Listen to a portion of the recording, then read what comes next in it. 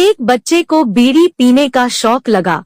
उसके काका को बीड़ी पीने की आदत थी। उस बच्चे के पास पैसे थे नहीं, इसलिए उसके काका बीड़ी पीकर जो टुकड़े फेंक देते थे उन्हें इकट्ठा करता, पीता और धुआं निकालता था। झूठी बीड़ी फूंकी। मजा तो नहीं आया परंतु सजा मिल गई कि आदत पड़ गई। आदत बुरी बला है। कभी बीड़ी के टुकड़े ठीक से मिले न मिले तो नौकरों की जेब से पैसे चुराने लगा। कुछ हफ्ते बाद किसी ने कहा कि अमुक प्रकार की जो वनस्पति की लकड़ी आती है उसको फूंकने से भी बीड़ी जैसा धुआं निकलता है, मजा आता है। वह लकड़ी भी फूंक के देखी, उसमें भी कोई मजा नहीं आया। सोचा कि बीड़ी पीने से तो फेफड़े कमजोर होते हैं, निकोटिन जहर शरीर में मिश्रित होता है और मुंह से बदबू भी आती है। फिर भी यह आदत, ऐसे करते करते उसका अंतरात्मा धिक्कारने लगा और एक दिन वह खूब रोया, भगवान से प्रार्थना की कि हे भगवान, मेरी बुरी आदत छूट जाए। प्रार्थना अगर सच्चे हृदय से निकलती है तो भगवान की कृपा रक्षा कर लेती है। हमारे बाप दादाओं की ताकत नहीं कि इतनी हमारी रक्षा कर सके, तो भगवत कृपा से उसकी पैसे चुराने और बीड़ी पीने की आदत छूट गई। गलती निकालने का अचूक उपाय। उस बीड़ी पीने वाले बालक के भाई के ऊपर 25 रुपया कर्जा हो गया था। उस बालक ने और उसके भाई ने सोचा कि कर्जा चुकाना है, लोग मांगते हैं तो हाथ में जो सोने का कड़ा पहना है उसमें से थोड़ा सोना बेच के चुका दे। जो सोने का कड़ा था उसमें से थोड़ा सोना कटवा के सुनार को बेच दिया और कर्जा चुका दिया।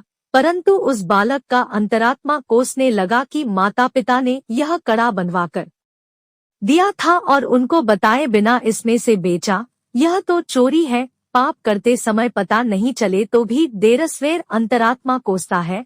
सत्कर्म करते समय भले पता न चले परंतु अंतरात्मा प्रसन्न होता है, व्यक्ति निर्भीक रहता है। ब्रह्मज्ञानी की बात निराली है, वे निर्लेप है।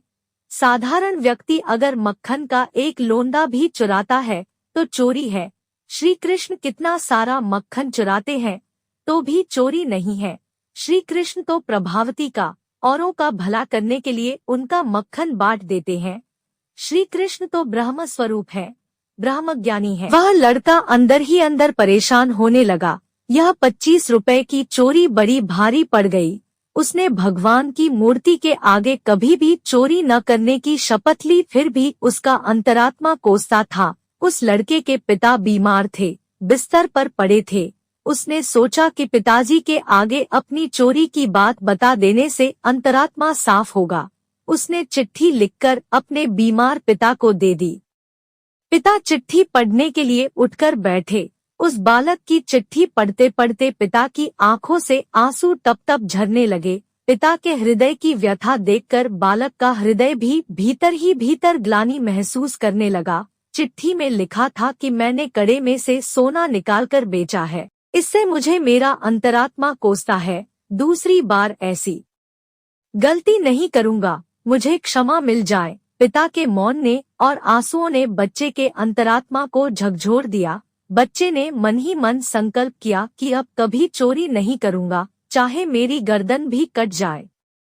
बड़ा होकर उस बच्चे ने अपने संस्मरण में लिखा कि जो मनुष्य अधिकारी के सम्मुख स्वेच्छा से और निष्कपट भाव से अपना अपराध स्वीकार कर लेता है और फिर कभी वैसा अपराध न करने की प्रतिज्ञा करता है और उसका पालन करता है, वह शुद्धतम प्रायश्चित करता है।